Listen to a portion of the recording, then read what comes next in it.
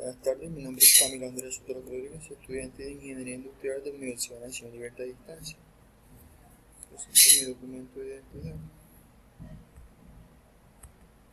Hoy hablaremos de los siguientes conceptos: ley de Ohm con su fórmula, ley de voltaje de Kirchhoff, ley de corriente de Kirchhoff, relación de la resistencia eléctrica con la temperatura. Ley de Ohm. La ley de Ohm es la ley de la relación entre las variables físicas que se encuentran en cada una de las diapositivas que integran un circuito eléctrico.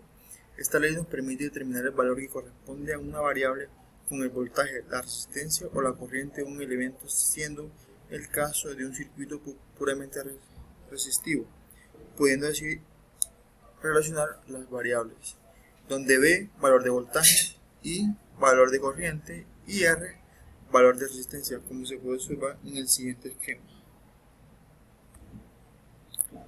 Ley de voltaje de Kirchhoff. La ley de voltaje de Kirchhoff, esta ley está establecida partiendo del fenómeno físico que habla de la conservación de energía. Esta ley nos indica que los voltajes correspondientes a las fuentes que alimentan un circuito o de elementos activos deben ser iguales a los voltajes que consumen elementos pasivos, sumados, es decir, que la suma de los voltajes de los elementos activos es igual a los voltajes de los elementos pasivos.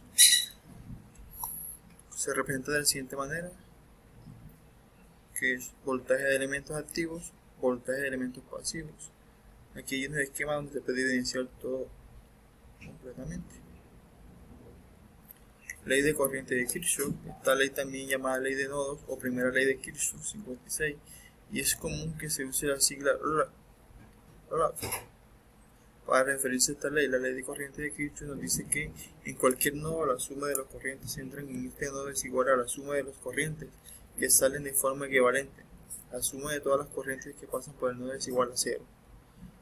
Esta ley, como la anterior, también parte del fenómeno físico que habla de la conservación de energía, pero en este caso las corrientes corresponden a las fuentes que alimentan circuitos o de los elementos activos deben ser iguales a las corrientes que consumen o contienen los elementos pasivos del mismo circuito. Se representa de la siguiente manera, y en el siguiente esquema se puede deducir de lo siguiente. El esquema a continuación muestra 4 corrientes de ramas que influyen dentro y fuera de un nodo distribuido. Las distintas corrientes están en miliamperes. Una de las corrientes I es desconocida, en este caso sería el 4.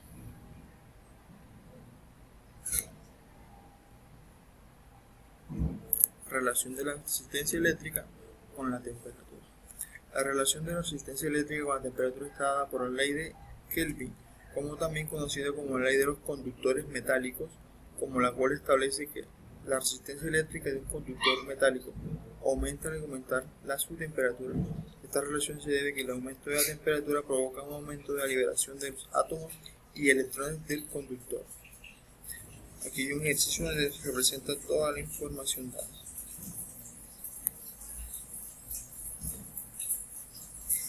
Existen los límites de transición superconductoras. ¿Cuál es su principal diferencia con las líneas de transmisión tradicionales?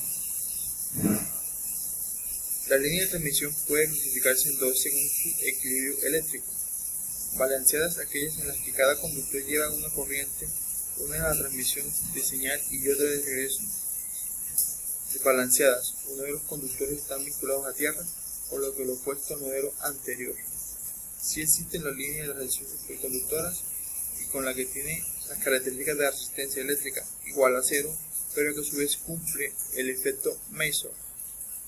La principal diferencia del límite de las líneas de transmisión tradicionales, que son las balanceadas y las no balanceadas, es que unas conducen corriente de ida y corriente de regreso, pero las de las balanceadas regresan todo lo contrario y uno de sus conductores está vinculado a la tierra. Aquí se presenta un esquema de la siguiente manera. El tamaño del conductor designa con base al área total. Milímetros cuadrados es la práctica internacional, pues cumple con el sistema internacional SI de unidades.